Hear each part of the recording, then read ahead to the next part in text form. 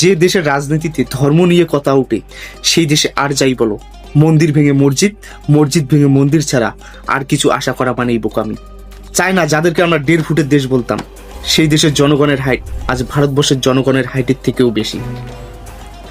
যে দেশে একসময় হাজার হাজার মানুষ না খেয়ে মারা যেত, সেই দেশের জিডিপি আজ ভারতবর্ষের জিডিপির থেকে কয়েক গুণে বেশি।